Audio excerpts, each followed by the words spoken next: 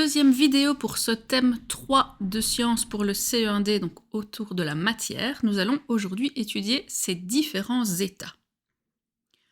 Nous avons fini la vidéo précédente en précisant que la matière peut se présenter sous forme solide, liquide ou gazeuse. Nous allons aujourd'hui en étudier donc les différentes propriétés. En ce qui concerne la disposition des molécules et les espaces entre ces dernières, eh bien dans un solide, les molécules sont très serrées. Il y a donc peu d'espace entre elles. Vous voyez ici, les molécules sont vraiment toutes collées les unes aux autres.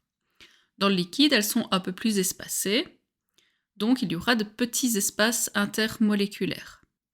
On dessine deux petites pattes aux molécules liquides pour montrer qu'elles peuvent se déplacer. Dans un gaz, les molécules sont très espacées, ce qui veut dire que les espaces intermoléculaires seront beaucoup plus grands.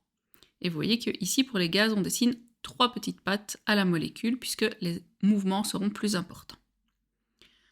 D'ailleurs, en parlant de mouvement, on peut qualifier l'agitation des molécules. Dans un solide, il n'y en a pas, mais dans un liquide et dans un gaz, on en aura, puisqu'il y a de l'espace entre les molécules, ça veut dire qu'elles vont pouvoir se déplacer. Un peu plus d'ailleurs dans un gaz que dans un liquide. Au niveau diffusion, c'est-à-dire la capacité à disperser les molécules dans un espace, eh bien dans un solide, c'est impossible, mais dans un liquide et un gaz, bien, les molécules vont pouvoir diffuser, donc se disperser dans le récipient. Au niveau maintenant compressibilité, donc la capacité à compresser, donc à diminuer le volume, eh bien dans un solide, c'est impossible puisque les molécules sont beaucoup trop rapprochées.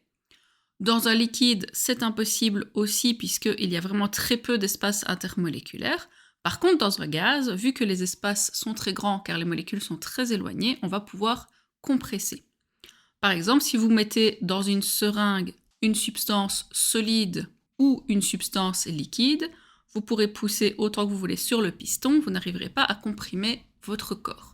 Par contre, si vous mettez un gaz, là vous allez pouvoir le comprimer, c'est-à-dire diminuer les espaces entre les molécules. Au niveau de la pénétrabilité, c'est-à-dire la capacité à faire entrer un objet dans le corps, eh bien dans un solide tel quel, c'est impossible.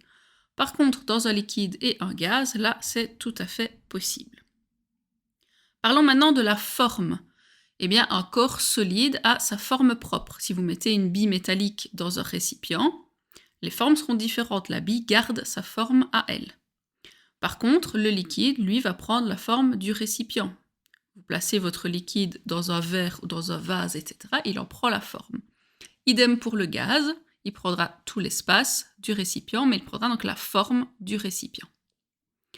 Au niveau du volume, le corps solide a son volume propre. Vous voyez notre petite bille, c'est une bille, elle ne bouge pas.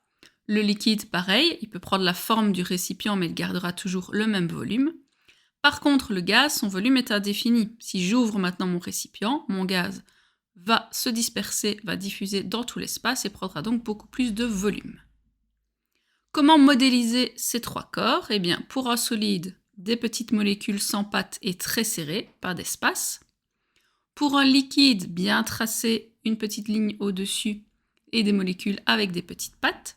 Cette petite ligne, c'est ce qu'on appelle la surface libre, la surface qui est en contact donc avec l'air. Cette surface sera toujours horizontale et plane, peu importe comment le récipient sera disposé. Ici, je penche mon tube, et bien vous voyez que la surface libre est toujours plane et toujours horizontale par rapport au sol.